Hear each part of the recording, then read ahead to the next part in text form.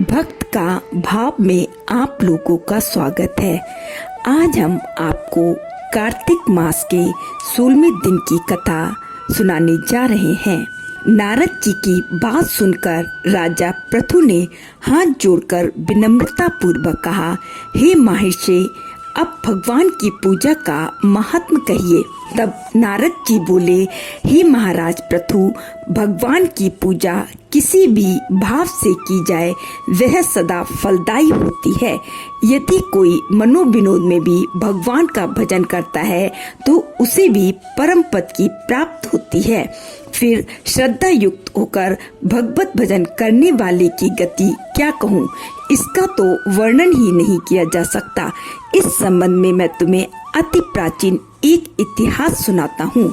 नारद जी ने कहा, कलिंद पर्वत पर बसे दीर्घपुर नामक नगर में सुबाहु नामक एक राजा राज्य करता था। वह बड़ा ही धर्मात्मा और प्रजा का संतान की भांति पालन करने वाला था। उसका धूम्रकेश नामक एक पुत्र था। हे राजन, राजा सुबाहु जितना धर्मचारी था, उसका पुत्र उतना ही दुष्ट एवं दुराचारी था। वह पर स्त्रीगामी, चोर, ज्वारी और मदिरा पान करने वाला था। राजा ने उसे बहुत समझाया जिससे कि वह सुपथ पर चले, मगर वह न माना। तब राजा ने उसे ताड़नाएं दी, परंतु वह किसी प्रकार न माना। एक दिन तो उसने शिष्टाचार की सभी सीमाएं लांघते हुए राजा की छोटी रानी अर्थात अपनी विमाता पर ही कुदृष्टि डाल दी। जब राजा को पता चला कि उसका पुत्र इतना कामांध हो गया है कि वह रिश्तों की मर्यादा को भी भंग करने पर तुला है, तो क्रोधित होकर उसने उसे देश निकाला दे दिया।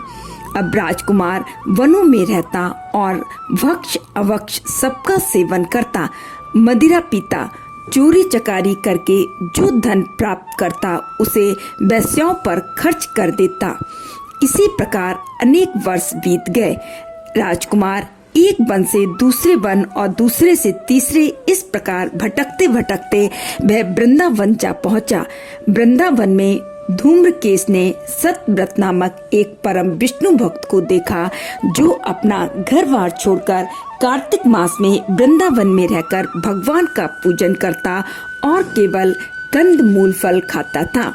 हे राजन, भगवान से प्रतिदिन प्रार्थना करता, हे भगवान, इस दुख रूपी संसार में डूबते मुझ दीन की रक्षा कीजिए। श्री राधा जी सहित मैं आपको नमस्कार करता हूँ।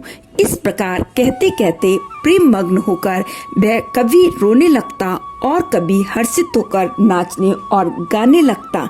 नित्य प्रति का उसका यही व्यवहार था। दैव योग से एक दिन धूम्रकेश ने भी उस परम भक्त की यह क्रियाएं देखी और रात्रि में एक वैश्या के घर आकर उसने मिट्टी की एक मूर्ति के समक्ष वैसे ही प्रार्थना और दूसरी क्रियाएं नाच गाना किया और सो गया। दैवयोग से तभी राजा के दूत भी वहां आ गए और उनके हाथों धूम्रकेश मारा गया। तत्पश्चात यमदूत वहां आए और उसे महापापी जानकर घसीटते और मारते हुए यमराज के पास ले गए। उसे देखते ही यमराज सिंहासन से उठ खड़े हुए और उन्होंने उसे अर्घ आदि प्रदान किया। फिर अपने दूतों को फटकारा कि हमारी आज्ञा के बाद भी वे विष्णु भक्त को यहाँ क्यों लेकर आए, चाहे किसी भी भाव से क्यों ना किया हो। मृत्यु से पूर्व उसने कार्तिक मास में और वह भी वृंदावन धाम में भगवान का पूजन किया है, अतः यह वैकुंठ का अधिकारी है। तत्पश्चात यमराज धूम्रकेश से मुखातिब हुआ। हे धूम्रकेश, भगवान की कृपा अपार है। उनकी भक्ति 9 प्रकार से की जाती है। किसी एक भक्त का सहारा लेकर पापी से पापी व्यक्ति भी तर जाता है। जिस प्रकार कथा श्रवण से राजा परीक्षित तरे, कीर्तन से सुखदेव, स्मरण से प्रहलाद, पाद सेवा से लक्ष्मी जी, पूजा से पृथु, वंदना से अंकुर, सत्संग से सुग्रीव, मित्र भाव से अर्जुन, दान से राजा बलि आदि परम पद को प्राप्त हुए, उसी प्रकार तुमने भी चाहे जिस भाव से भी भगवान की पूजा की, तुम स्वर्ग के अधिकारी हो। अपने कर्मानुसार पहले तो तुम नर्क के अधिकारी थे, किंतु कार्तिक मास में की गई भगवान की पूजा व्यर्थ नहीं जाती। जहाँ पर भगवान शालिग्राम है, वहीं पर गंडकी नदी तथा अन्य तीर्थ हैं।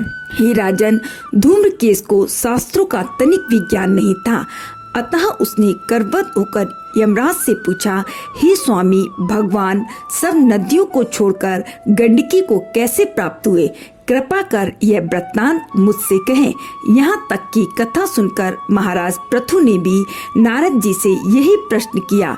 तब नारद जी बोले, हे राजा पृथु, किसी समय देवशिरा नामक ऋषि सर्व लोकों के हित की कामना से गंगा जी के तट पर तपस्या कर रहे थे। उनके इस घोर तप से भयभीत होकर इंद्र ने मंजुघोषा नाम की अप्सरा को उनकी तपस्या भंग करने के उद्देश्य से भेजा। मंजुघोषा उस रमणीक स्थल पर आकर अपने हाव भाव और नृत्यादि से ऋषि की तपस्या भंग करने की चेष्टा करने लगी। हे महाराज, इसी प्रयास में उसने ऋषि के चरणों का स्पर्श किया तो ऋषि के रोम खड़े हो गए, जिससे मंजुघोषा को भ्रम हुआ कि ऋषि उनके वश में हो गए हैं। अतः उसने निसंकोच उनके गले में अपनी बाहें डाल दी। इससे ऋषि की तंद्रा भंग हो गई। वे अत्यधिक क्रोधित हो उठे।